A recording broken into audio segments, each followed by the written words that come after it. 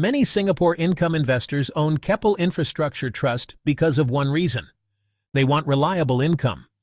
Unlike many companies, Keppel Infrastructure Trust isn't trying to become the next high-growth technology stock. Instead, its goal is to own essential infrastructure assets that continue generating stable cash flow through different economic cycles. But after the latest first half of 2026 results, has the investment case become even stronger? Or are there warning signs that income investors should be paying attention to? In today's video, we'll break down everything in simple copy shop language, including whether the latest distribution is sustainable, what management is doing with your money, the biggest risks going forward, and finally, whether Keppel Infrastructure Trust still deserves a place in an income portfolio. As always, this video is for educational purposes only and should not be taken as financial advice. Please do your own research before making any investment decisions. Chapter 1. The one number income investors care about. Let's begin with the most important question. Can Keppel Infrastructure Trust continue paying distributions? For the first half of 2026, Keppel Infrastructure Trust declared a distribution of 1.99 Singapore cents per unit. The important dates are ex-dividend date, 4th August 2026, record date, 5th August 2026, and payment date, 13th August 2026.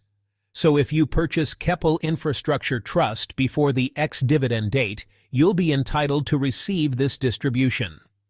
If you buy on or after 4th August, the seller, not the buyer, will receive the upcoming payout. For investors who rely on regular passive income, knowing these dates is important for planning cash flow. Chapter 2. Don't let the headline numbers fool you.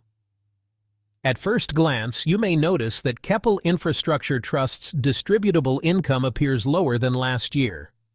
If you stop there, you might think the business has weakened. But here's the catch.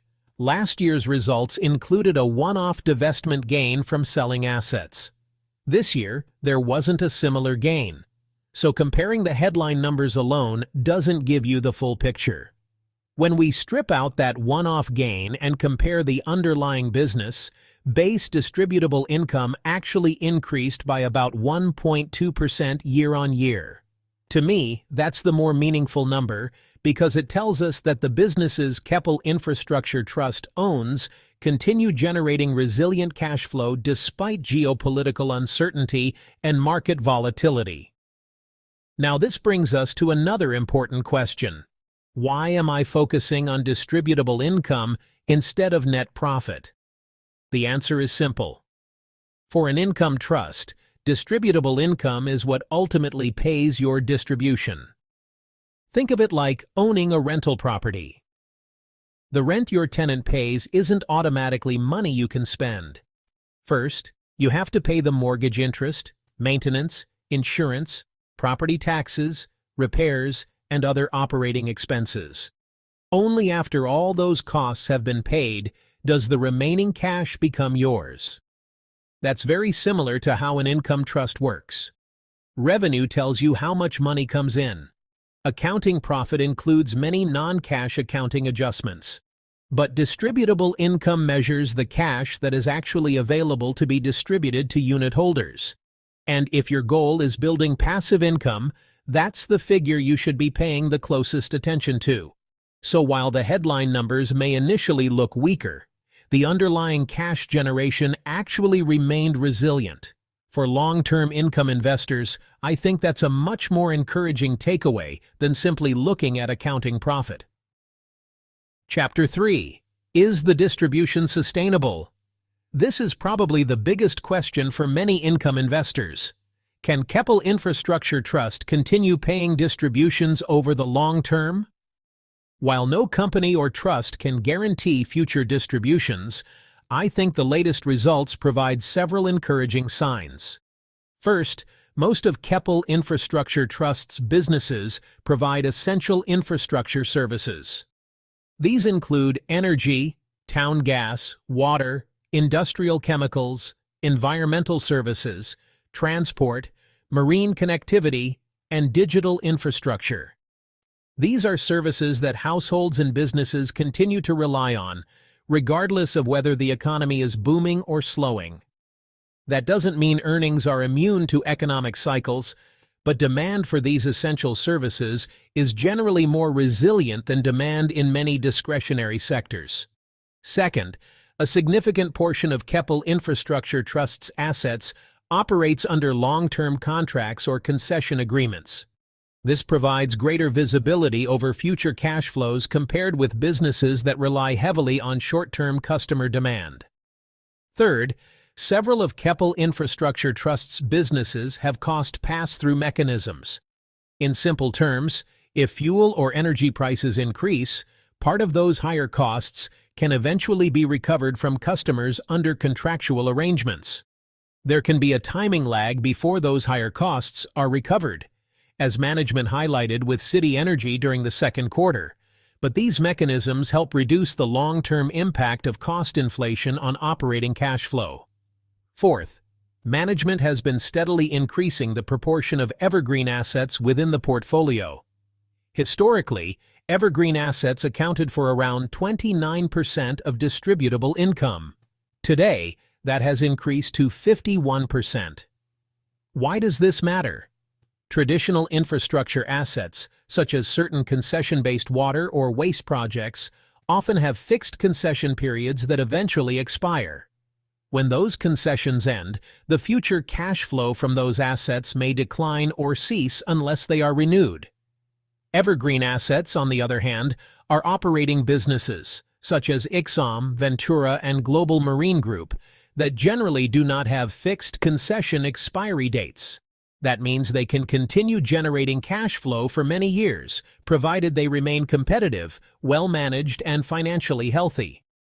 Of course, evergreen does not mean risk-free. These businesses still face normal commercial risks, including competition, changing regulations, higher operating costs, and execution challenges. However, they reduce one important risk that concession-based assets face: the need to replace expiring concessions simply to maintain earnings. Putting all these pieces together, essential services, long-term contracts, cost pass-through mechanisms, and a growing proportion of evergreen assets, provide a stronger foundation for generating sustainable cash flow over time. While future distributions will always depend on operating performance, capital management, and broader economic conditions, I think these characteristics support the long-term resilience of Keppel Infrastructure Trust's distributions rather than guaranteeing any particular level of payout. Chapter 4. What management is doing right. One aspect that really stood out to me in these results is how management is allocating capital. You know, many companies just sell assets simply to realize a gain, and then, well, allow the proceeds to sit on the balance sheet, earning very little return. Keppel Infrastructure Trust has actually taken a different approach here. After divesting several mature assets, management has already redeployed around 80% of the net divestment proceeds, so that's approximately $301 million, into two strategic investments. First, there's a 46.7% stake in Global Marine Group, which is a global provider of subsea cable maintenance and installation services that supports the growing demand for international data connectivity. Second, they've taken an additional 39% stake in Keppel Merlimau Kogan, which increases Keppel Infrastructure Trust's ownership to 90% of that power generation asset. So what does this mean for income investors? Well, think of it like owning a rental property. Imagine you sell an older property that has limited rental growth, and then you use the proceeds to buy another property that you believe can generate stronger rental income over time. The goal isn't simply to own more assets. The real aim is to improve the quality of the cash flow those assets generate.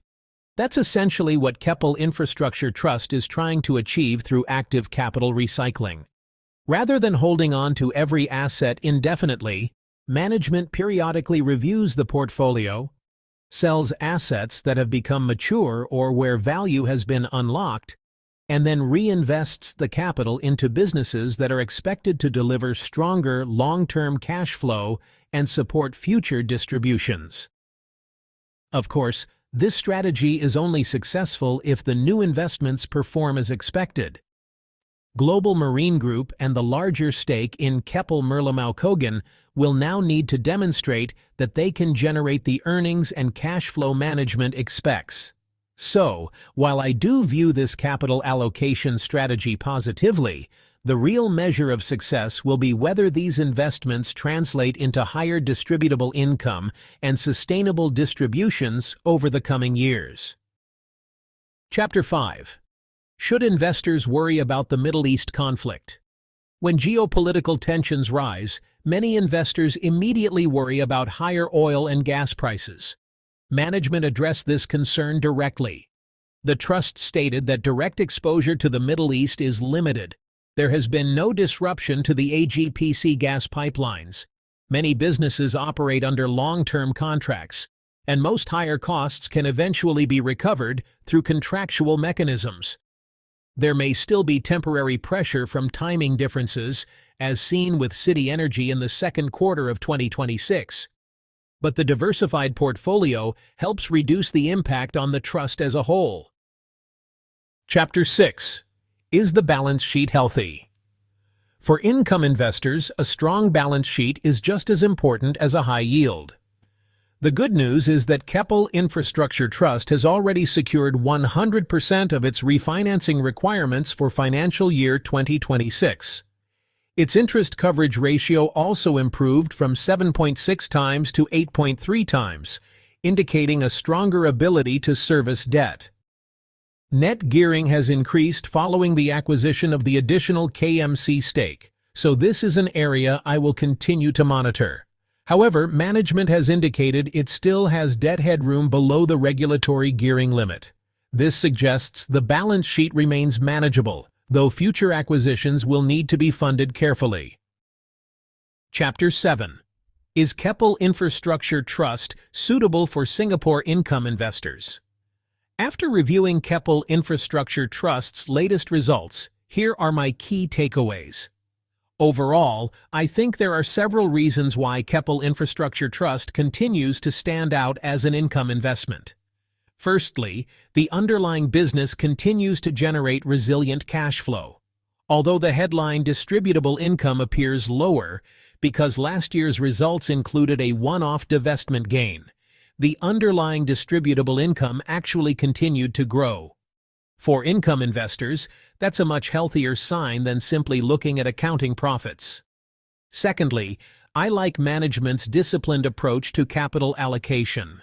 Rather than allowing divestment proceeds to sit idle, management has been actively recycling capital into businesses that are expected to strengthen the trust's long-term cash flow generation. If these investments perform as expected, they should help support future distributable income and distributions. Thirdly, the quality of the portfolio continues to improve. Today, Keppel Infrastructure Trust is increasingly exposed to long-term structural growth themes such as energy transition, digital infrastructure, subsea connectivity, environmental services, and other essential infrastructure. These are industries that are likely to remain important for many years, regardless of where we are in the economic cycle. That gives the portfolio a stronger long-term foundation. Having said that, no investment is without risks. There are 3 areas that I'll continue monitoring closely. The first is whether the recent acquisitions, particularly Global Marine Group and the larger stake in Keppel Infrastructure, deliver the earnings and cash flow that management expects. Capital recycling is only successful if the new investments ultimately generate better long-term returns than the assets that were sold. The second is the balance sheet. Net gearing has increased following the recent acquisitions. While management has refinanced its near-term debt obligations and interest coverage remains healthy, I would still like to see gearing remain at a prudent level as the trust continues pursuing future growth opportunities. The third is energy cost recovery. Although management has explained that most higher fuel costs can eventually be recovered, timing differences can still affect short-term earnings. I'll continue watching whether City Energy's fuel cost recovery normalizes if energy prices remain volatile. So, who do I think Keppel Infrastructure Trust is most suitable for? In my opinion, Keppel Infrastructure Trust may appeal to investors who are building a long-term passive income portfolio, prefer stable and recurring income over chasing rapid capital gains, want to diversify beyond traditional REITs, appreciate businesses that provide essential infrastructure services, and are comfortable with steady, rather than aggressive, distribution growth. On the other hand, if your primary objective is rapid capital appreciation, or you're looking for a trust that can grow its distribution significantly every year, Keppel Infrastructure Trust's more conservative business model may not be the best fit. Its strength has never been about delivering spectacular short-term returns. Instead, its appeal lies in owning diversified infrastructure assets that aim to generate resilient cash flow through different economic environments.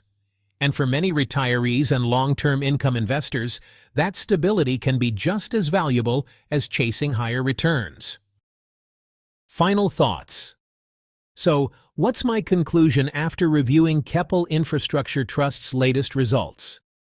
I don't think these were spectacular results, but I do think they were encouraging. The underlying business continued to generate resilient cash flow. Management continued recycling capital into assets expected to strengthen future earnings. The balance sheet remains reasonably healthy, and the current distribution appears supported by a diversified portfolio of essential infrastructure assets, long-term contracts, and improving earnings quality. Can distributions grow meaningfully from here? Possibly, but that will depend on whether the recent acquisitions deliver the expected increase in distributable income, whether management maintains balance sheet discipline, and whether external factors such as energy prices and interest rates remain manageable. For me, Keppel Infrastructure Trust isn't the kind of investment that keeps you awake at night hoping for a 20% share price rally. It's the kind of investment that aims to keep generating cash flow through different market conditions. And for many income investors, there's real value in that. Remember, your salary pays today's bills. But productive assets can help fund tomorrow's freedom. Don't just aim to become paper rich. Aim to become cash flow rich. If you found this review helpful, please give this video a like, subscribe to Wealth for You, and turn on the notification bell so you won't miss future reviews of Singapore dividend stocks, REITs, infrastructure trusts, and ETFs. Finally, I'd love to hear from you. Do you own KIT, or would you rather invest in Singapore banks or REITs for long-term passive income? Share your thoughts in the comments below.